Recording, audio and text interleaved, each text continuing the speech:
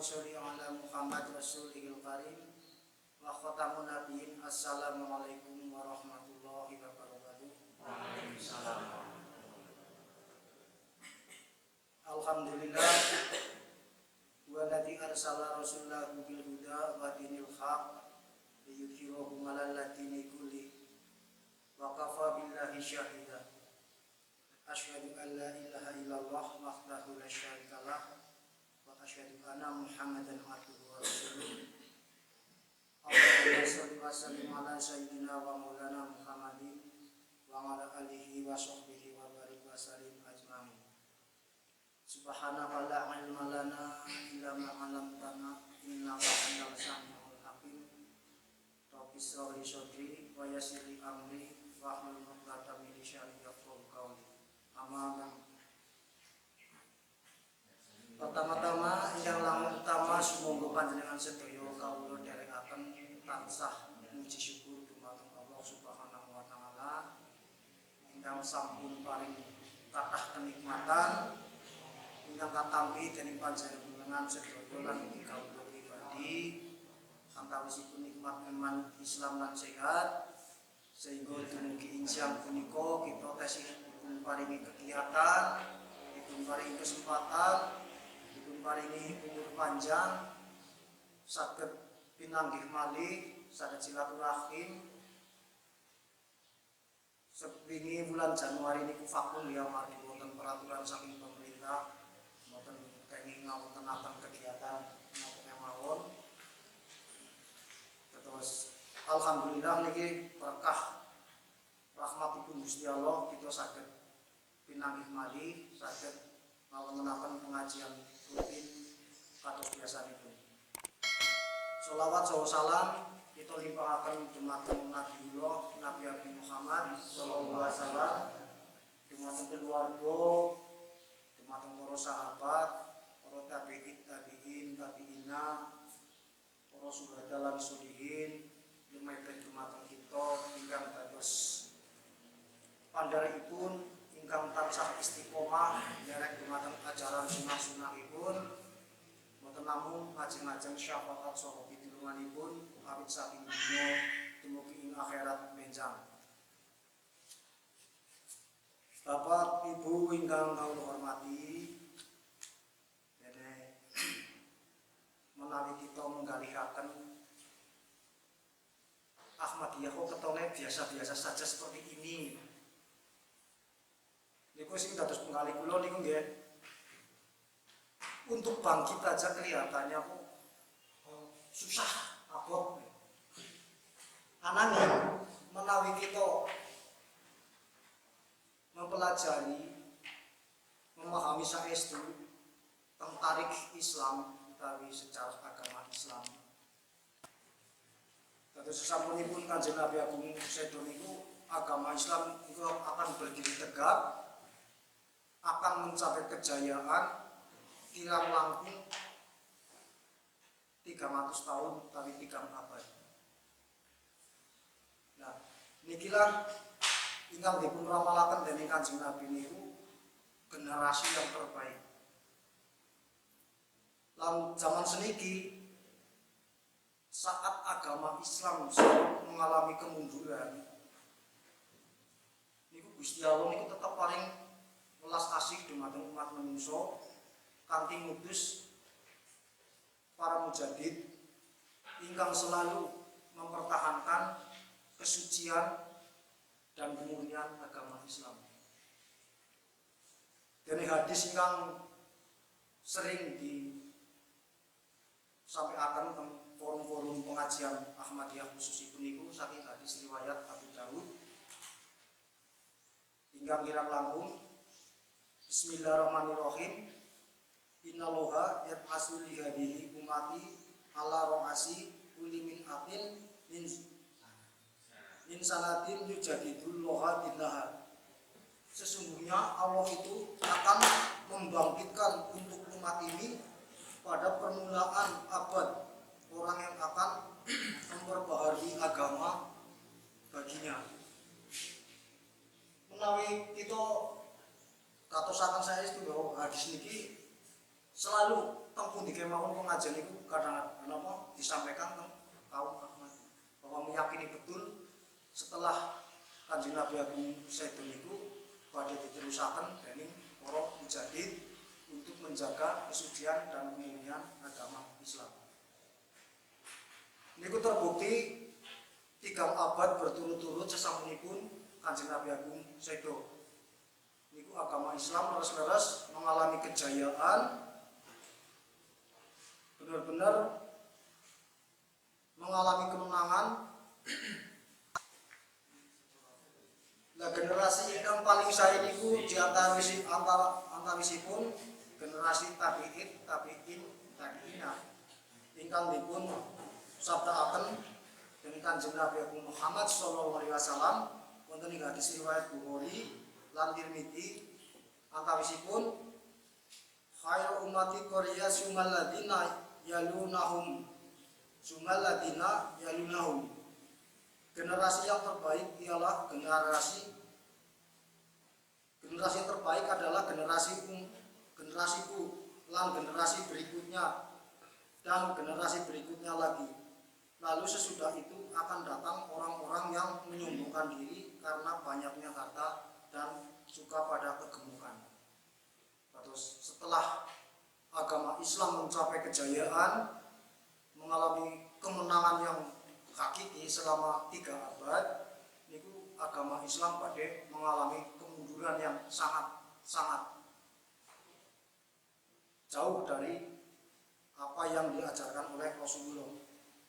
Wonten ing hadis sanes ugi dipun sabdakan inggih menika teng Kanzul Umal ingkang artosipun lalu sesudah itu akan datang orang-orang yang tak mempunyai kebaikan. Setelah umat Islam mengalami kejayaan selama 3 abad tersebut, umat manusia itu mulai mengalami kerusakan akhlak dan moral. Islam akan berdiri tegak, mengalami kejayaan dan kemajuan teng 300 tahun itu, teng 3 abad itu jelas-jelas dipun ramalaken dening Kanjeng Nabi Muhammad sallallahu alaihi wasallam teng hadis-hadis niku wau. Sesampunipun niku agama Islam badhe berpecah belah, badhe bercerai-berai ingkang dipun ramalaken dados 73 golongan. Nah, niku badhe berlangsung selama 11 abad utawi 1000 tahun dangunipun.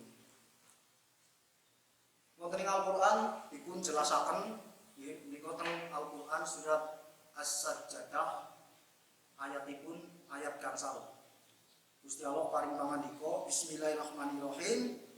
Yudzabiru amron mina syama'i ilal ard summa ya'ruju ilaihi fi yaumin ana miktaruhu alfa sanatin bima ta'udun. Ingkang artosipun ia mengatur perkara dari langit ke bumi, lalu itu naik kepadanya dalam suatu hari yang ukurannya 1000 tahun menurut hitungan manusia. Ini terus kemunduran agama Islam itu berjalan dangu sangat menurut hitungan kula panjenengan sedaya niku 1000 tahun. Nanging miturut hitunganipun Gusti Allah niku namung sedinten. Teng ayat suci Al-Qur'an niku wau wonten tembung al-amr. Niku Gusti Allah niku ngatur perkara agama Islam. Mengatur saking langit tumurun teng bumi. Dados agama Islam niku tumurun saking langit diturunaken teng bumi badhe berdiri tegak, badhe mengalami kejayaan, kemenangan niku namung 3 abad. Nah, kita dipun paringi pangertosan teng ayat suci Al-Qur'an iku wau dene perkawis agama Islam niku utawi rusake agama Islam niku badhe minggah wonten ngarsanipun Gusti Allah niku ing dalem setunggal dinten ukuranipun Gusti Allah nanging menawi ukuran kita niku 1000 tahun dangunipun. Terus leres-leres umat Islam niku badhe mengalami kemunduran, badhe bercerai-berai. Ananging Gusti Allah sampun paring undang-undang ugi menawi wekdal niku sampun telas, insyaallah agama Islam badhe berdiri tegak malih, badhe mengalami kejayaan, badhe mengalami kemenangan teng akhir zaman ini. Lah ingkang dados motor penggerakipun inggih punika Mujahid abad 14 Hasrat Mirza Ghulam Ahmad radhiyallahu anhu. Insyaallah kados niku dipun ramalaken teng hadis-hadis sahih antawasipun teng hadis riwayat Ahmad bin Hanbal, Ahmad Bukhari lan Ibnu Majah radhiyallahu anhu. Antawasipun kirang langkung atosipun mengaten, sudah dekat saatnya orang-orang yang hidup di antara kamu akan bertemu dengan Isa ibnu Maryam yang menjadi imam mahdi dan hakim yang adil. Ia akan mematahkan kayu salib dan membunuh babi. Kados menawi kita cermati hadis niki pun bersifat mutasyabihat. Di speaker musola saya sana tetap yang namanya orang tidak mau menerima ya seperti itu. Yang diyakini mereka itu tetap Nabi Isa yang sekarang masih hidup bersama jasadnya di langit itulah. Bahwa kalau kita membaca di buku-buku Ahmadiyah juga di situ ada yang di buku sarang laba-laba kalau nggak salah, bahwa golongan lain atau dari yang lain pun tetap meyakini seperti itu. Yang diyakini itu tetap Nabi Isa, bukan Mujahid kita. Seterusnya di dalam surat As-Sajdah ayat 5 hingga kaula tulak mau temrikulah ramalanipun Gusti Allah bahwa dengan kemenangan Islam di zaman akhir ini yang dipelopori oleh Hazrat Mirza Ghulam Ahmad itu seperti yang dialami pada saat Kanjeng Nabi Muhammad SAW itu tesi sugeng. Pada saat itu umat Islam sangat-sangat terpuruk, sangat-sangat mengalami kemunduran. Untuk bangkit saja kelihatannya susah banget. Ya seperti kita warga Ahmadiyah sekarang inilah, seolah pengajian aja ya hanya dari dulu seperti ini. Tapi kan alhamdulillah tetap terus berjalan. Jadi di ayat suci Al-Qur'an niku wau kita cermati menawi perhitungan wekdal niku ingkang dipun ramalaken 1000 taun niku utawi sedasa abad niku pun telas. Teng ayat 6 dipun ngendikaaken zalika alimul ghaibi wasyahadati Azizul Rahim. Demikianlah Tuhan yang Maha Tahu barang yang tidak kelihatan dan yang kelihatan, yang Maha Perkasa, yang Maha Pengasih. Jadi insya Allah di awal abad 15 sedikit demi sedikit umat manusia akan mau menerima ajaran Hazrat Mirza Ghulam Ahmad. Insya Allah. Jadi yang namanya bolak-balik zaman memang seperti itu. Pada saat ada mengalami kejayaan, ada mengalami kemunduran dan lain-lain. Jadi di awal abad 15 itu Islam akan kembali berdiri tegak, akan mengalami kejayaan, dan itu akan terjadi kebangkitan iman, kebangkitan rohani, dengan Gusti Allah itu mengutus mujahid kita Hazrat Mirza Ghulam Ahmad untuk mengembalikan kembali ajaran Islam yang suci dan murni. Terus kemenangan umat Islam itu diawali dari masing-masing individu, masing-masing pribadi. Lain dengan kemenangan politik, kan seperti itulah. Jadi untuk mencapai kemenangan Islam kembali itu diawali dari pribadi masing-masing, bagaimana kita melaksanakan syariat agama Islam itu sendiri, diawali dari masing-masing pribadi. Terus kemenangan Islam itu akan tercapai kedamaian. Itu yang pertama. Terus kita mampu melawan hawa nafsu kita sendiri-sendiri. Akan menghancurkan kesombongan yang ada pada diri kita sendiri. Itulah awal dari kemenangan Islam di abad ke-15 ini. Jadi kalau kita sudah mampu melaksanakan itu, akan terjadi kemenangan Islam yang hakiki, akan terjadi kesetaraan, akan tercipta kesejahteraan. Jadi umat manusia itu akan hidup adil di dalam bermasyarakat. Bapak Ibu yang kami hormati, selajengipun tambah sekali malih tumurunipun Isa Al-Masih yang diyakini oleh umat manusia umum itu Nabi Isa. Tapi kalau kaum Ahmad itu meyakini betul bahwa Al-Masih itu adalah Hazrat Musa bin Ahmad. Itu terjadi umat terdahulu kados dene umatipun Nabi Isa alaihissalam.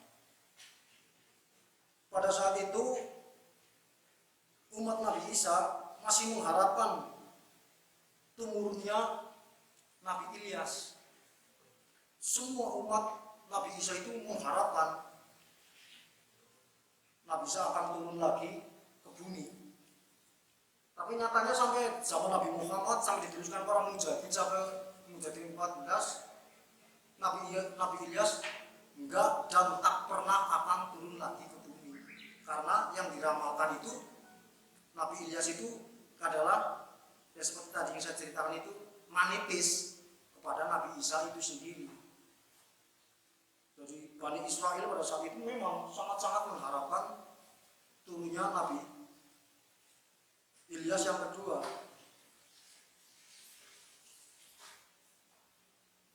Di dalam kitab Raja-Raja, ya, kitab Raja-Raja 11, jadi surat kedua ayat ke-11, di situ mungkin ini sudah termasuk apa Injil ya, Injil ya. Di situ tertera ayat yang berbunyi, maka demikianlah peri Elia naik ke surga dalam guruh atau angin puting beliung. Waalaikumsalam.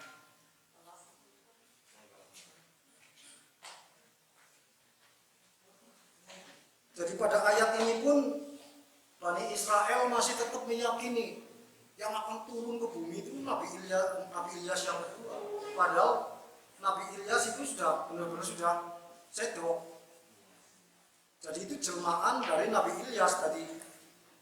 Apa yang dimiliki oleh Nabi Ilyas itu dimiliki oleh Nabi Isa alaihissalam. Tapi pada saat itu juga umat Nabi Isa, umat Bani Israel tetap meyakini, mengharapkan bahwa Nabi Ilyas yang akan turun ke bumi lagi. Terus di kitab Malasehi surat keempat ayat 5, bahwasanya aku menyuruhkan kepada Elia nabi itu dahulu daripada datang dari Tuhan yang besar dan hebat itu.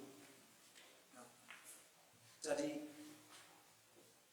apa yang diajarkan oleh Nabi Ilyas pada umatnya itu diajarkan lagi oleh Nabi Isa pada Bani Israel.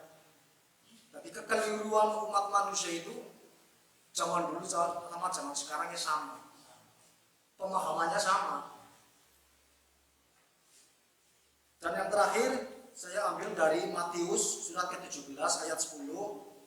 Maka murid-muridnya pun bertanya kepadanya sambil berkata, apa sebabnya segala ahli Taurat mengatakan bahwa tak dapat tiada Elias akan datang dahulu. Nah, Padahal yang diramalkan oleh Nabi Isa juga pada saat itu sudah turun, yaitu Nabi Isa itu sendiri. Maka ia menjawab yang tertulis di Matius surat ke-17 ayat 11 sampai 13. Memang Elias itu datang, tapi aku berkata kepadamu bahwa Elias sudah datang, maka tiadalah dia dikenal orang akan dia. Maka barulah murid-murid mengerti bahwa ia mengatakan kepadanya tentang hal yang pembaptis. Jadi hanya segelintir murid-murid Nabi Isa itu sendiri yang percaya. Ya, kalau kita samakan kan dengan umat manusia sekarang seperti ini. Umat manusia umumnya itu meyakini Nabi Isa yang akan datang, tapi sebagian, hanya segelintir manusia, hanya berapa dalam hitungan kita lah, yaitu kaum Ahmadi Lahore yang meyakini bahwa Isa itu yang di Al-Masih itu adalah bukan Nabi Isa, tapi Asraf Isa bilang Ahmad radhiyallahu anhu. Jadi yang terakhir di Lukas surat ke-1 ayat 17, dan dialah yang berjalan di muka Tuhan dengan ruh kuasa Elia. Nah, itu kan sudah jelas bahwa Nabi Isa itu sudah mengajarkan apa yang diajarkan oleh Nabi Elias kepada murid-muridnya, kepada umatnya. Tapi umat manusia pada saat itu masih tetap meyakini, masih mengharapkan Nabi Elias yang akan datang ke bumi. Dan sekali lagi saya katakan bahwa itu tidak mungkin dan tidak akan pernah akan turun lagi seperti Nabi Isa yang diramalkan yang diharapkan oleh umat manusia sekarang, bahwa dia itu akan turun lagi ke bumi. Ya, seolah-olah kan kalau kita pikir secara jernih ya kayak tidak mungkin lah bahwa manusia itu hidup di langit selama kurang lebih berapa 3.000 tahun. Itu kan seolah-olah nggak masuk akal. Jadi kalau kita membaca hadis-hadis apa dengan surat-surat yang saya ambil dari Injil ini juga pas keadaan umat manusia pada saat zaman Nabi Isa dengan umat Islam sekarang. Dan umat-umat agama lain pun seperti itu, masih mengharapkan bahwa seperti Arya Samad pun masih mengharapkan Arya Samad yang kedua. Terus Zarathustra masih mengharapkan seperti itu. Buddha masih mengharapkan Buddha yang kedua seperti itu. Padahal semua itu sudah disempurnakan oleh agama Islam, diakhiri oleh agama Islam dengan